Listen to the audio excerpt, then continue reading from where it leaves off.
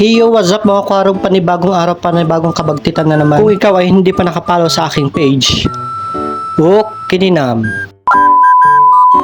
Habang ako'y nakaupo, bigla kong naalala ang mga nakaraan. Flashback. Ito yung araw na napakain ko sila ng dingdong na may dog food. At kaya naman ang kapatid ko ay nagtatampo. At para naman ako makabawi sa aking ginawa, napagdesisyonan kong ihawan siya ng ulam. Kaya ako'y bumili na nga ng tuyo sa malapit na tindahan. Duroy tuyo na iwan sa toy si Don Tipogro. Yung siyempre, dapat isabali. Kaya bumili na rin ako ng tilapia na 2 para ihawin. At igamitin request na si Don ko lang ng mga gingi ng obing. Paano masabi? At ayun na nga, ready na ang 2 tilapia para ihawin. Tsaka ako binagwan na di tilapia na ampap ay na lang si Gaya. Ngay, happy nga sabali mo dyan na sabali mga tilapia tinugbaganan. Gago! Ay, joke lang yun mga karog. Sabali lang tinda kita tapang panunutan yung masyado kayong green-minded. Talaga, Charmin? Tapos ayun na nga, ready na ang tilapia at tinagdagan ko pa ng okra. Masarap din tong okrang ihawin tsaka may sausaw sa bagoong. Ikaw mong ngarat lang ata na eh. Sinjam. At ayun na nga mga kwarog, nilamas-lamas ko na ang tilapia ng asin para may lasa naman kahit papano. Tapos nilagyan ko na rin ang okra ng asin. At pinas-forward ko na kasi naimasa na matigram ramas na tilapia. Ginusto mo yan eh. At ayun na nga, sinindahan ko na ang mahiwagang ihawan. Hindi totoo yan. Binuhos ko na nga ang 2 plastic ng ulit. At ayun na nga, ilang oras na akong nagsisindi, hanggang ngayon di ko pa nasisindihan. Maumaak man kwarog, kaya yun tinawag ko na ang aking kapatid para siya ang magsindi. After 10 years, 1,000 years ago, nasindihan na rin ang ihawan. Kaya sinalang ko na rin ang 2 tilapia. Nayapo, nagimas ko mga pulutan, gin, bilog, latrikuan. Sige nga, subukan mo!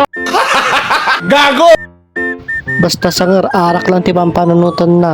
De, joke lang mga kwarog, nagbagong buhay na tayo. At ayun na nga, malapit nang maluto ang ating iniihaw na isda. Tapos sinunod ko na rin itong tuyo na ihawin. Ang ending mga kwaro, naksat mat nga asla uringan.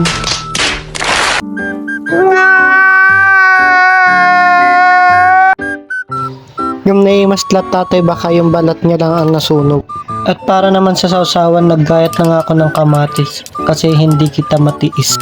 Ala, gumarampang. Sana Tapos sinunod ko na rin ang sibuyas na pampautog ken pampakinod. Tapos ginayat-gayat ko ito ng maliliit.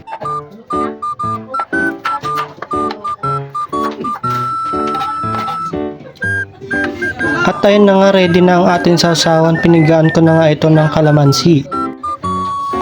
Tapos sumandok na rin pala ako ng aking paboritong ulam, ang adobo. Adobo ti aldaw, adobo ti malum, adobo ti rabii. Diba hanep, puro adobo makapauma. Ay naku. Tapos may nakita kong itlog, kinuha ko na rin ito.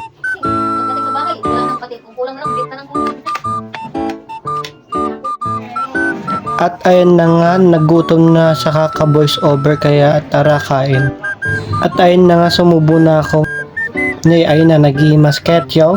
Tapos kumuha na rin ako ng okra na inihaw at sinasawa ko na nga ito sa bagoong. At dito nagtatapos ang aking video. Kung nagustuhan mo ang aking video, anya ngay teraramidam kedi i-share mo